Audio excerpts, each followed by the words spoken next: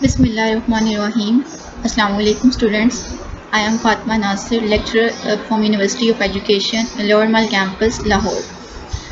The subject is evolution and principle of systematics. The main teacher for this subject is Dr. Muhammad Mudassir Shehzad from Division of Science and Technology, Township campus, Lahore. The topic which we are going to discuss today is sexual selection. Here we have all the points which we will cover in this lecture. First of all, we will discuss about sexual selection, then its history, then purpose, then the natural selection versus sexual selection, different strategies, different mating systems, and types of sexual selection, sexual dimorphism, and at the end we will discuss about the benefits of sexual selection. First of all, what is sexual selection? Here we have some definitions which will explain about the term sexual selection.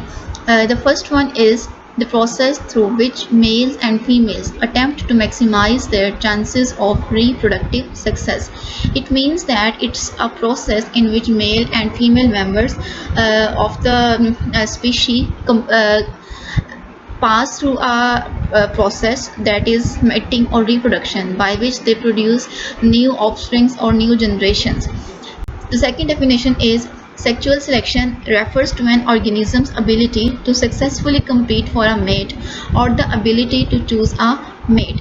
So what is sexual selection? It's a type of selection in which organisms of the species, the same organisms of the species compete with each other to attract the mating partner, and next or other mating partner will select the one who will win the competition. So it's a type in which the same members of the species compete with each other to attract a mating partner, and the other members of the species will select the one who will win the competition. The last definition is sexual selection is a form of natural selection where one sex prefers a specific characteristic in an individual of the other sex. So you can say that it's a type of natural selection in which organisms look forward for the attractive or colorful or special features in the other organism for mating. Okay, for example, you have been taught about the peacock's tail, which is very large, bulky, and colorful.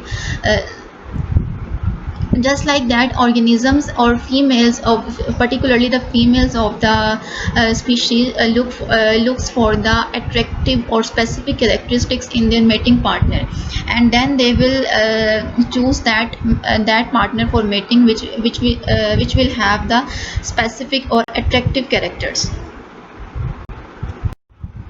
History of sexual selection. First of all, let's discuss about the Darwin's concept about sexual selection.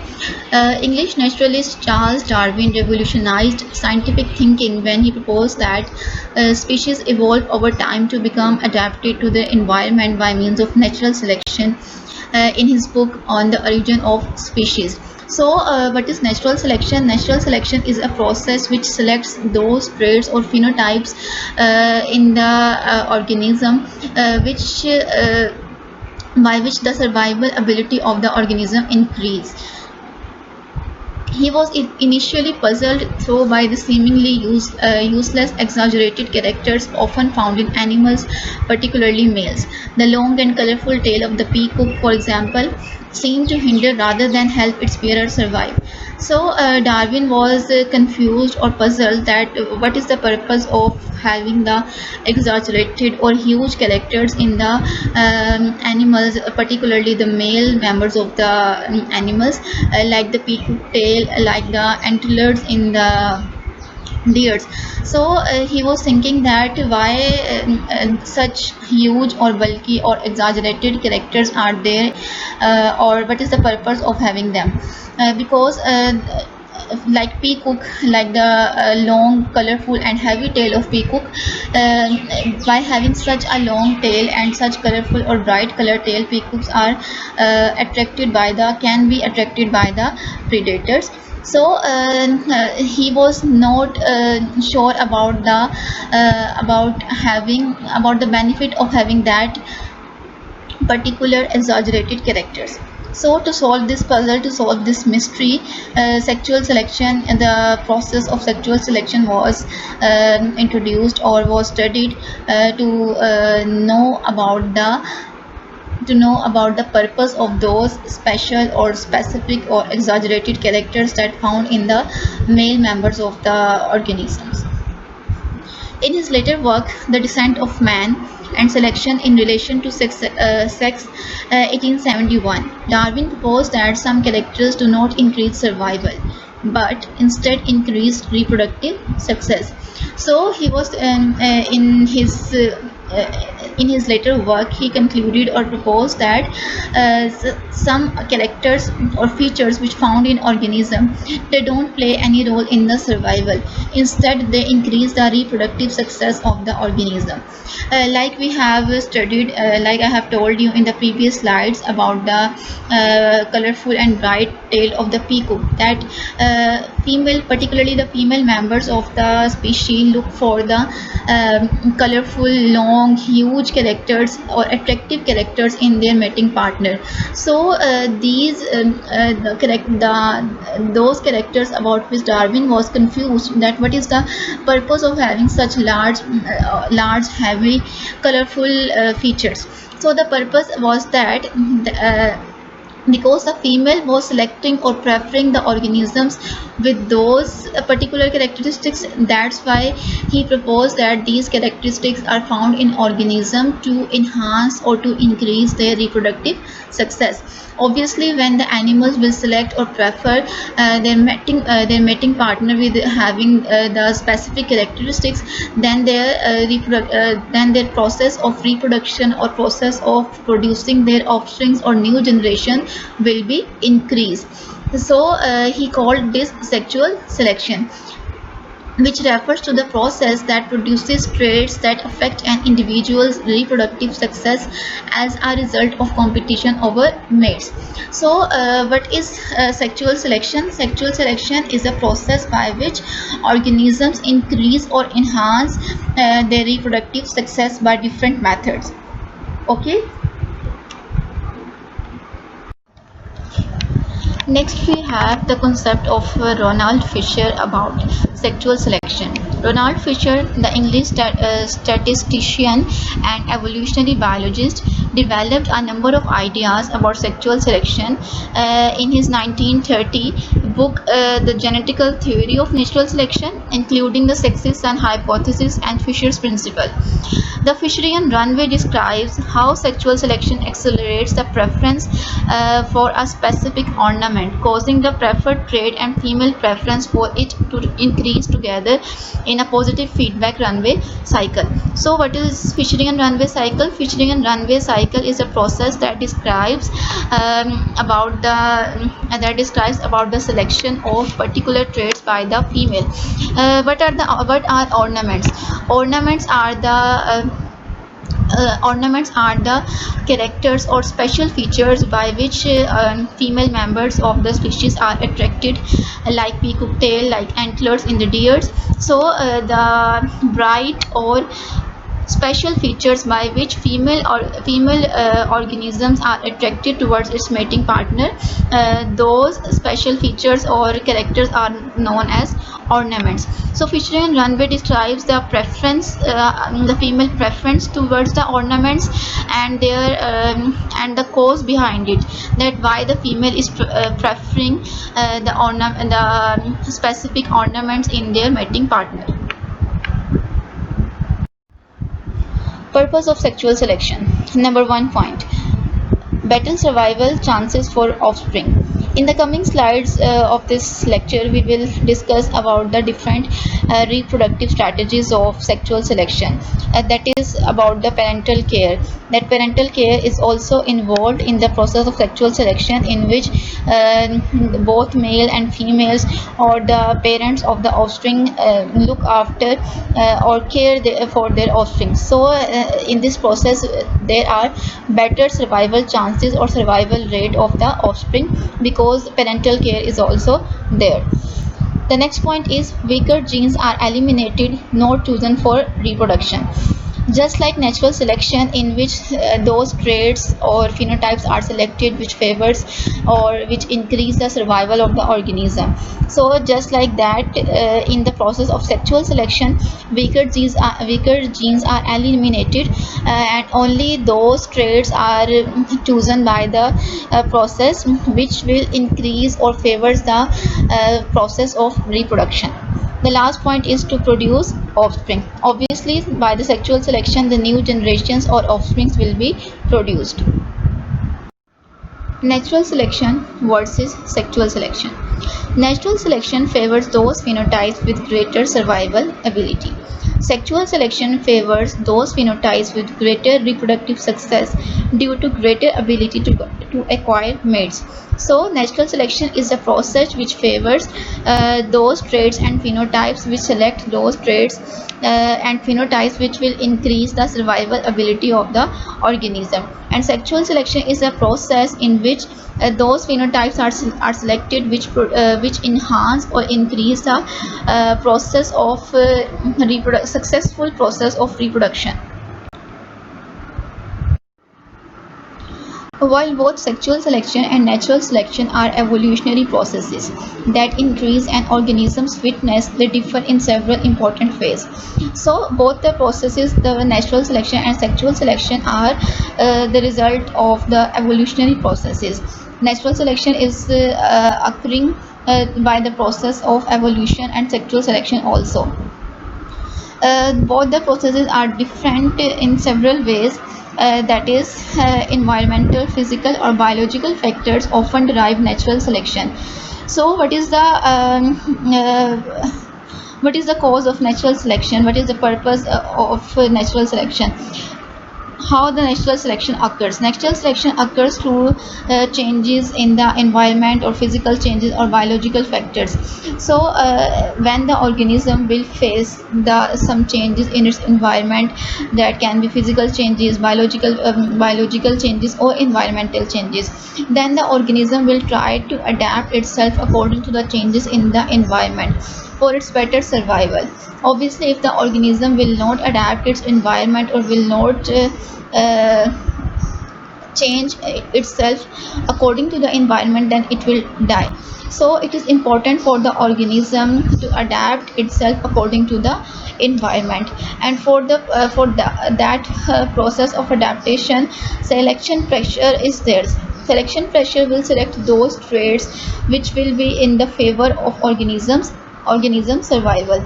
So those traits will be selected by which organism will successfully survive in the nature. This is the process of natural selection. Whereas in sexual selection, different sexual rivals are there. Sexual rivals means as I have told you, that in the process of sexual selection, the male partners or the male members of the species compete with each other. So they are the sexual rivals. They compete with each other for their for their reproductive fitness, for the to attract the mating partner, to attract the females for having the process of reproduction, so that they can increase their reproductive fitness, and they can produce their new offsprings. Furthermore, the evolutionary effects of sexual selection differ markedly from those of natural selection. Sexual selection frequently produces sexual dimorphism and exaggerated male traits, often in opposition to the natural forces of natural selection. So, we will discuss about sexual dimorphism in the coming slides. Here they are saying that the results of sexual selection are different from natural selection.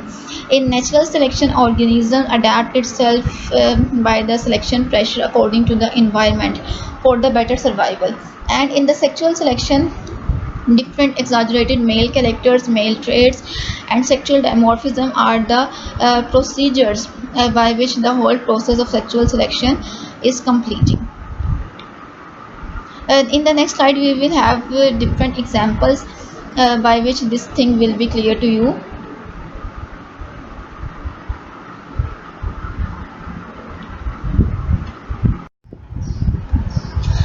For example, male Vedabirds have extraordinarily long tails, more than twice their body length, that make flight more difficult. When researchers manipulated the tail length of several males, they found that female Vedabirds preferred males with longer tails to males with short or normal tail length. As you can see in the image, the black male Vedabird, it is having such a long tail. And we have also discussed about the long, bulky and colorful tail of the peacock. So these exaggerated characters or these specific characters, if we are talking about natural selection, uh, these things will not select by the process of natural selection, because natural selection favor those traits which are in the benefit or in the which are in the benefit of the organism, in the sense to increase its survival ability. And if we talk about these particular characters, uh, if an organism is having such a long tail, then it will be more prominent to the predators. And also these characters will make the flight more difficult, as we know about the birds fly. So with such a long tail and heavy tail, it will be difficult for them to fly. But still these features are selected by the process of sexual selection. So because sexual selection needs these characteristics, as we have studied in the previous slide, that the results of sexual selection differs from the results of natural selection, because natural selection only favor those traits that increase survival ability. And if we see these organisms in the process of natural selection, these will not be selected, because these are not favoring the organism survival ability. If these organisms will be selected by the predators, then their life will be threatened, and if they will have difficulty in their flight, then also it's a drawback. But if we as we are reading in the last point of this slide, that long tails of widow birds may be selected against by natural selection. So these characteristics are selecting against natural selection. That's why we are saying that the results of natural selection and sexual selection will be different, because sexual selection is favoring those characters which will increase the reproduction. Either the organism will be prominent to the predators, the organism will have difficulty in flight, but still sexual selection is favoring these traits, because these are important for the reproduction, and these are being selected by the females for mating. And obviously then by the process of reproduction, their offspring will be produced and their generations will be increased. Now we will discuss about sexual differences in reproductive strategy. That what are the differences in males and females about the reproduction strategy. Just as with natural selection, individuals may differ in their ability to reproduce in sexual selection. There can be differential reproductive success among individuals of the same sex and species. In order to mate, males need to gain access to females and vice versa, and not all individuals will be equally successful at this task. As we know that males fight with each other for the to assess the females. So all the and also vice versa, in some cases female also fight for the males, for the male members to for mating. So this is not easy, or this is not equally successful for all the individuals of the species, because all the individuals are not enough strong to compete with their rivals. So only the selected organism which will win the race, or which will win the competition, they will have access to their mating partners. Number 3 point is, if there are genetically based differences in the ability of one sex to ensure successful mating with the other sex, sexual selection will occur. The patterns and processes of sexual selection are best understood in the context of parental investment. Sexual selection occurs because there is a correlation between the gender of an individual and its parental investment in each offspring. So the processes and patterns of sexual selection will be clear to you by the process of parental investment. Parental investment means the involvement of both parents, of both male and female, in the take care or look after of their offspring. Parental investment is the investment of resources that increase in the probability offspring will survive or benefit, while decreasing the parent's ability to produce more offspring or cost. So, what is parental investment? Investment is the investment of resources. We can see that there are two perspectives of the process. One is benefit and the one is cost. The benefit is that by the process of parental investment or the sexual selection or sexual reproduction, the organism will produce their offspring, and the new offspring will successfully survive. That will be a benefit, while decreasing the parents' ability to produce more offspring are cost, and parents are produ- are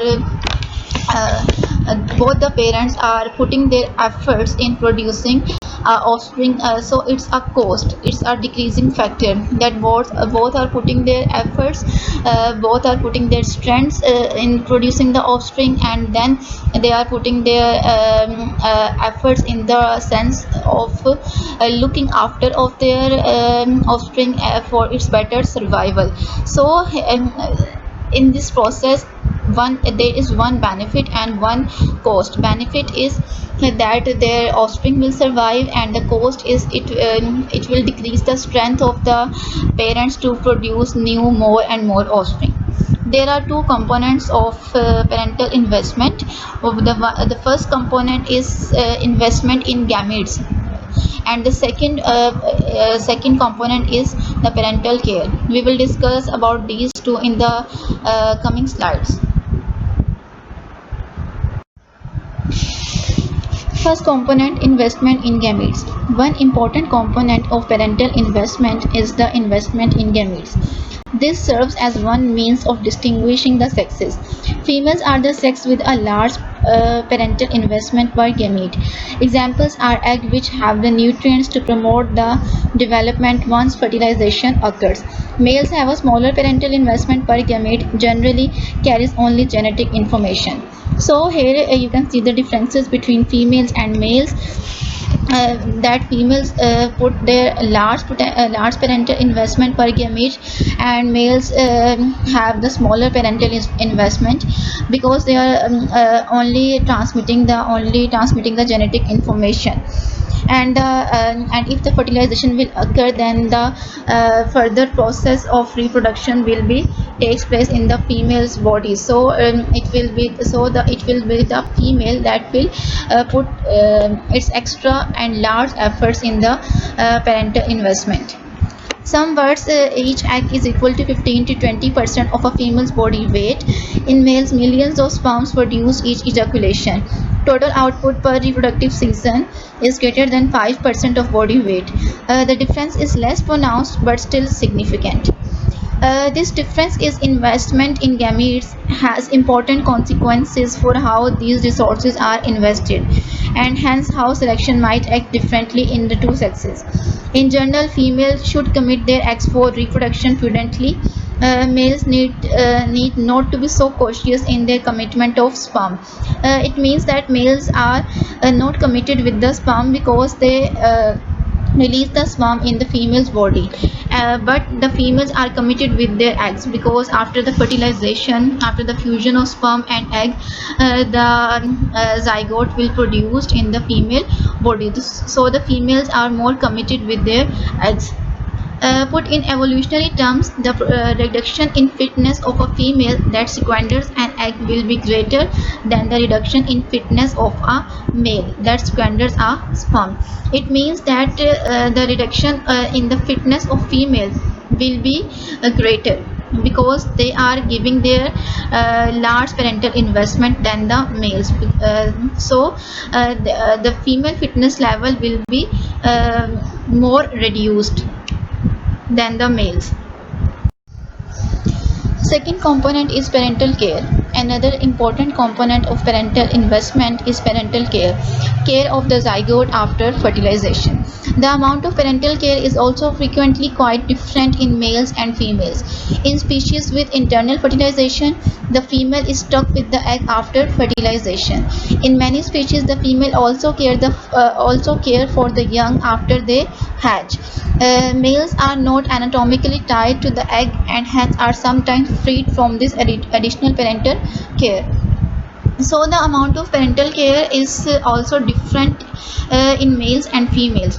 If internal fertilization is occurring, then the egg will stuck in the female's body and it will be nourished in the female's body. So here the more parental care by the female will be involved. In many species, the female also care for the young after they hatch. Once the offspring will hatch out of the egg, the female also cares for the young ones until they are matured. Males are not anatomically tied to the egg and hence are freed. So males are not tied with the eggs, so they are freed from this care, and only if the female partners are involved in the care. Now we will discuss about role reversal. Role reversal, it is the best evidence for the parental investment hypothesis, comes from those species that are exceptions to the usual pattern. That is, species in which females compete for mating and males are choosy. In the previous slides, we have seen that there is male to male competition for mating. Males are competing with each other for the females for mating, but in the role reversal, as the name is suggesting, that this is the reverse process.